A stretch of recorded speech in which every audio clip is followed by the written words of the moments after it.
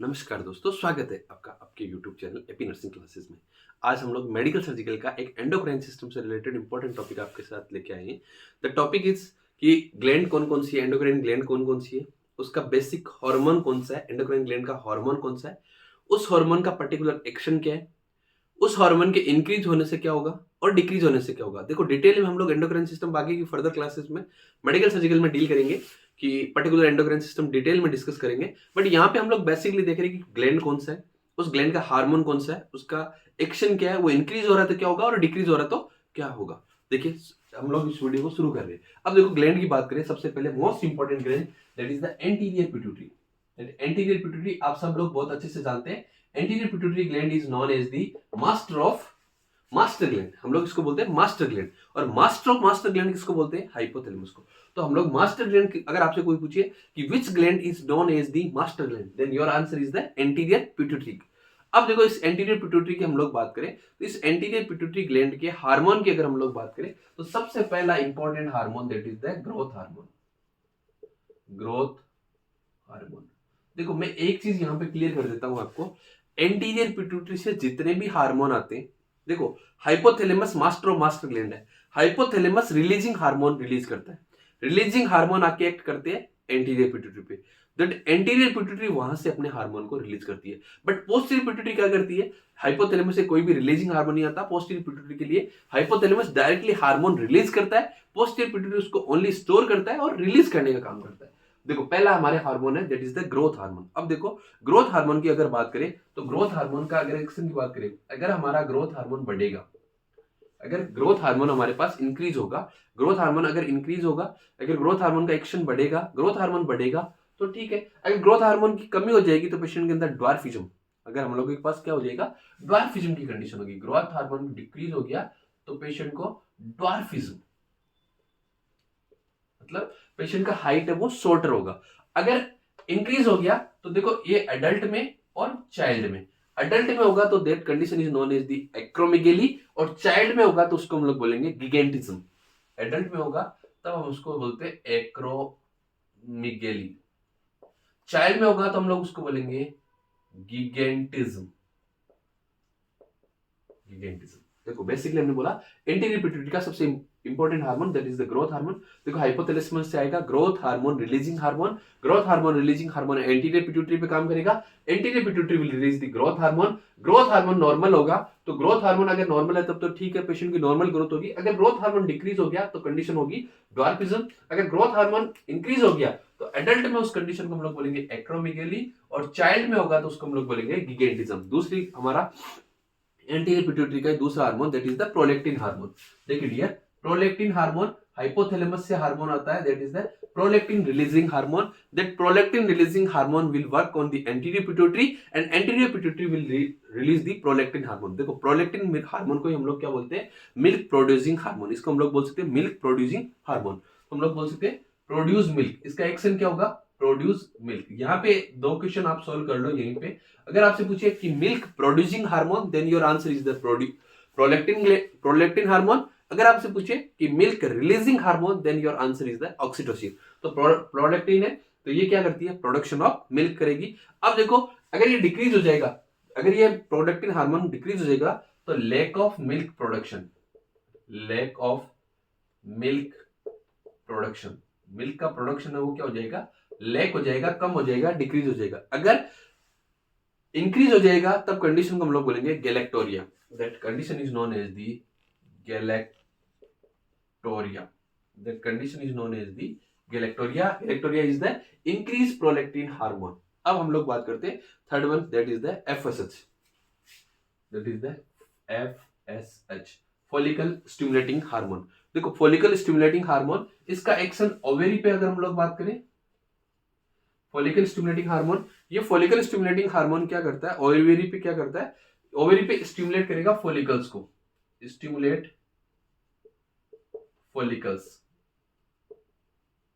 ये फॉलिकल्स को स्टिमुलेट करने का काम करता है। और टेस्टिस पे ये क्या करता है? स्पर्मेटोजेनेसिस। टेस्टिस की, मेल में टेस्टिस पे हम लोग बात करें तो ये किस पे काम करता है? स्पर्मेटोजेनेसिस। फीमेल में ये फॉलिकल्स को स्टिमुलेट करता है और मेल के अंदर ये स्पर्मेटोजेनेसिस के लिए काम करता है। अगर इसका लेवल डिक्रीज हो गया that condition is known as the infertility या सब फर्टिलिटी। अगर इसका डिक्रीज हो गया तो हम लोग बोल सकते हैं इनफर्टिलिटी, या उसी को हम लोग बोल सकते हैं सब फर्टिलिटी। इसका इंक्रीज होने से कुछ नहीं होगा, सब फर्टिलिटी की कंडीशन हम लोगों को देखने को मिल सकती है या इनफर्टिलिटी की कंडीशन देखने को मिल सकती है। उसके बाद हम लोग बात करते हैं इसके एक इंपॉर्टेंट और hormone, that is the LH, that is the luteinizing hormone. ये ल्यूटिलाइजिंग हार्मोन है, ये बेसिकली हमारे पास जो बेसिक कंडीशन है हमारे पास, ये luteinizing hormone will work for the ovulation. ये ल्यूटिलाइजिंग हार्मोन किसके लिए काम करता है? ओवुलेशन के लिए। अगर इसके लिए हम लोग एक्शन देखें तो ये किसके लिए काम करेगा? ओवुलेशन के लिए ये काम करता है। और ओवुलेशन के काम के साथ साथ ये क्या करता है? टेस्टोस्टेरोन हार्मोन के साथ भी काम करता है। और बेसिकली इसके इंक्रीज और डिक्रीज से कुछ ज्यादा इफेक्ट, अगर प्रॉपर ओवुलेशन नहीं होगा तो इनफर्टिलिटी की कंडीशन वहां पे हो सकती है। अब हम लोग बात करते हैं, देखो एंटीरियर पिट्यूटरी के बाद में पोस्टीरियर पिट्यूटरी। देखो posterior pituitary will release to hormones, एक होता है एफएसएच सॉरी ऑक्सीटोसिन, एक होता है एडीएच। सबसे पहले हम लोग बात करते हैं ऑक्सीटोसिन की। हार्मोन है हमारे पास ऑक्सीटोसिन। ऑक्सीटोसिन को हम लोग बोलते हैं मिल्क रिलीजिंग हार्मोन, या इसी को हम लोग बोलते हैं लव हार्मोन या यूट्राइन कॉन्ट्रैक्टाइल हार्मोन। अगर आपसे पूछे लव हार्मोन किसको बोलते हैं, यूट्राइन कॉन्ट्रैक्शन हार्मोन किसको बोलते हैं, या मिल्क रिलीजिंग हार्मोन किसको बोलते हैं, दैट इज द ऑक्सीटोसिन। ये ऑक्सीटोसिन क्या करता है? इसका एक्शन की बात करें तो ये मेमरी ग्लैंड्स पे काम करता है। मेमरी ग्लैंड्स पे ये काम करता है। और मेमरी ग्लैंड्स पे ये काम करते क्या करता है? जो लैक्टेशन है उसको स्टिमुलेट करता है, या ये क्या करता है? इजैकुलेशन, मिल्क का इजैकुलेशन कराता है। मिल्क का इजैकुलेशन कराने वाला हार्मोन है ये, यूट्राइन कॉन्ट्रैक्शन के लिए रेस्पॉन्सिबल होता है। मिल्क का इजैकुलेशन कराता है।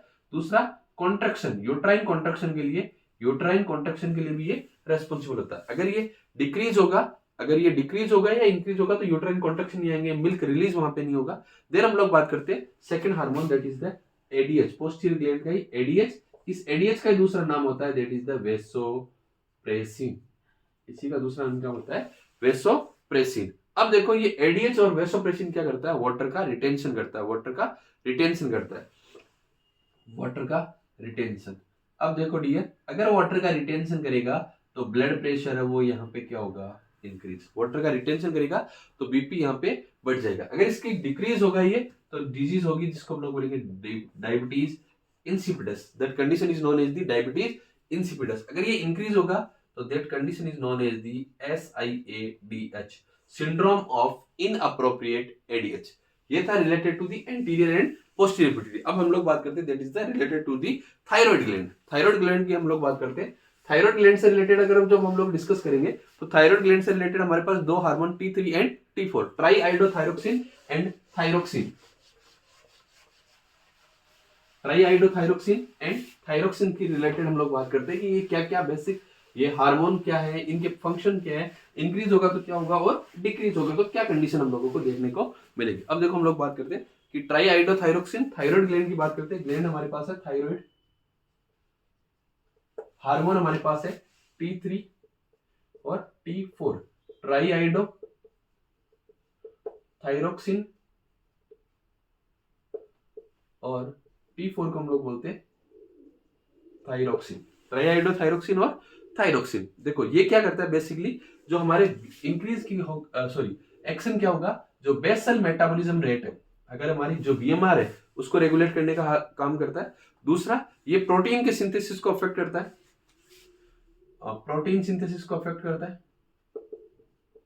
T3 और T4 हार्मोन जो थायराइड ग्लैंड के हार्मोन है ये प्रोटीन के सिंथेसिस को अफेक्ट करते हैं। दूसरा हमारे पास लॉन्ग बोन की ग्रोथ के लिए रेस्पॉन्सिबल होते हैं, helps in long bone growth. Long bone की ग्रोथ के लिए रेस्पॉन्सिबल होते हैं। दूसरा ये हमारे प्रोटीन को रेगुलेट करते हैं, फैट कार्बोहाइड्रेट का मेटाबॉलिज्म करते हैं।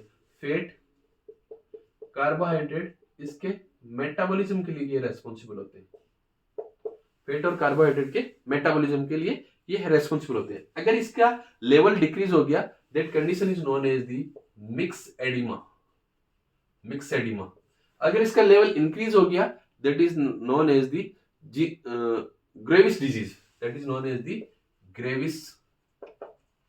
डिजीज, अगर इंक्रीज होगा तब कंडीशन को हम लोग बोलेंगे मिक्स्ड एडिमा और अगर डिक्रीज होगा तब हम लोग उसको बोलेंगे ग्रेविस डिजीज। अब हम लोग बात करते हैं आगे थायराइड ग्लैंड के बाद। जो थायराइड ग्लैंड है, इसी थायराइड ग्लैंड से रिलेटेड एक hormone that is the calcitonin.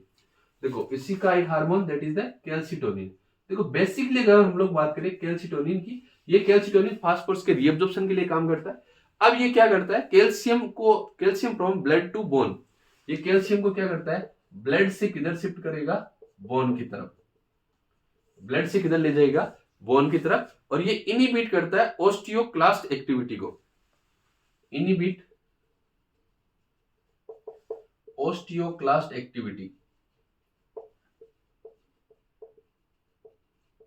Inhibit किसको करता है, ओस्टियोक्लास्ट एक्टिविटी। अब देखो अगर ये ब्लड से बोन की तरफ ले गया, ब्लड से बोन की, ब्लड टू बोन, ब्लड से बोन की तरफ ले गया तो ब्लड के अंदर जो ओस्टियोपोरोसिस की कंडीशन हमारे पास देखने को मिल सकती है, इसके अंदर डिक्रीज होगा तो ओस्टियोपोरोसिस की कंडीशन हमारे पास हो सकती है, पोरस बोन हो सकती है। और दूसरा हमारे पास हाइपर कैल्शियम की कंडीशन हो सकती है। और ये अगर इसका लेवल इंक्रीज होगा तो हमारे पास कंडीशन होगी हाइपोकैल्सीमिया। अगर कैल्सिटोनिन हार्मोन का लेवल बढ़ेगा तो ये क्या करेगा, उस कैल्शियम को किधर लेके जाएगा, कैल्शियम को ब्लड से किधर ले जाएगा, बोन के पास। तो जो ब्लड है उसके अंदर कैल्शियम का लेवल डिक्रीज हो जाएगा तो कंडीशन हमारे पास हो जाएगी हाइपोकैल्सीमिया। और जब इसका लेवल डिक्रीज होगा तब कंडीशन हमारे पास होगी ब्लड के अंदर हाइपर कैल्सीमिया, क्योंकि कैल्शियम को ब्लड से बोन के अंदर वहां पे नहीं ले जाया पाएगा। देन उसके बाद नेक्स्ट वन ग्लैंड की हम लोग बात करते हैं, that is the parathyroid gland. Parathyroid gland, और पैराथायरॉइड ग्लैंड से जो हार्मोन आता है that is the parathormone, parathormone, that जिसको हम लोग बोल सकते हैं पीटीएच, पैराथार्मोन हार्मोन। ये जो पैराथार्मोन हार्मोन है ये बेसिकली क्या करता है, बोन से बोन, देखो ये ब्लड से बोन में लेके जा रहा है, ये कैल्शियम को क्या करता है, बोन से किधर लाता है, ब्लड में। बोन से कैल्शियम को किधर लाएगा, ब्लड के अंदर लाएगा। अब बोन से ब्लड में लाएगा तो यहाँ पे ये डिक्रीज होगा तो इधर हाइपोकैल्सीमिया होगा और इधर आपको देखने को मिलेगा हाइपर कैल्सीमिया। देखो कैसे होगा, ये जो पैराथार्मोन हार्मोन है, इस पैराथार्मोन हार्मोन का लेवल बढ़ेगा, पैराथार्मोन हार्मोन का लेवल बढ़ेगा तो ये बोन से जो कैल्शियम उसको किधर लेके आ जाएगा, ब्लड में। तो बढ़ेगा तो क्या कॉज कर देगा, हाइपर कैल्सीमिया। और ये क्या करेगा, जब पैराथार्मोन हार्मोन का लेवल डिक्रीज होगा तो बोन से ब्लड के अंदर कैल्शियम नहीं आएगा तो कंडीशन क्या हो जाएगी, हाइपोकैल्सीमिया। देन पैराथायरॉइड हार्मोन के बाद में नेक्स्ट ग्लैंड आती है that is the adrenal gland. Adrenal gland, देखो एड्रिनल ग्लैंड के टू पार्ट्स होंगे हमारे पास, कोर्टेक्स और मेडुला। और स्पेशली हम लोग बात करते हैं कोर्टेक्स वाले पार्ट की। कोर्टेक्स वाले पार्ट से तीन हार्मोन निकलते हैं, साल्ट, शुगर और सेक्स। हम लोग बोलते हैं ग्लूकोकोर्टिकोइड, मिनरलोकोर्टिकोइड और एंड्रोजन्स। सबसे पहले बात करते हैं हार्मोन ग्लूकोकोर्टिकोइड। ग्लूकोकोर्टिकोइड, ये जो ग्लूकोकोर्टिकोइड है ये काम करता है ग्लूकोनियोजेनेसिस, ग्लूकोनियोजेनेसिस मतलब ग्लूकोज का प्रोडक्शन करता है। अगर इसका डिक्रीज लेवल होगा तब जो डिजीज होती है that is known as the Addison's disease. Glucocorticoid का लेवल डिक्रीज हो जाएगा तो डिजीज को हम लोग बोलेंगे एडिसन डिजीज। अगर इसका लेवल इंक्रीज हो जाएगा तो उस डिजीज को बोलेंगे कुशिंग डिजीज। देन ग्लूकोकोर्टिकोइड के बाद में सेकंड वन आता है दैट इज द हार्मोन मिनरलोकोर्टिकोइड। मिनरलोकोर्टिकोइड, ये जो मिनरलोकोर्टिकोइड है ये क्या करता है, सोडियम का रीअब्जॉर्प्शन करता है, सोडियम और वाटर का रीअब्जॉर्प्शन करता है। और दूसरा ये क्या करता है, पोटेशियम को एक्सक्रीट करता है, पोटेशियम को एक्सक्रीट करता है। सोडियम का रीअब्जॉर्प्शन कराएगा, पोटेशियम का एक्सक्रीशन करेगा। तो अब अगर हम लोग बोले कि अगर मिनरलोकोर्टिकोइड, मेन मिनरलोकोर्टिकोइड यहाँ पे होता है that is the aldosterone. Aldosterone, अगर ये एल्डोस्टेरोन का लेवल डिक्रीज होगा तो सोडियम का रीअब्जॉर्प्शन नहीं होगा, पोटेशियम का लेवल बढ़ेगा तो कंडीशन यहाँ पे होगी हाइपरकैलेमिया।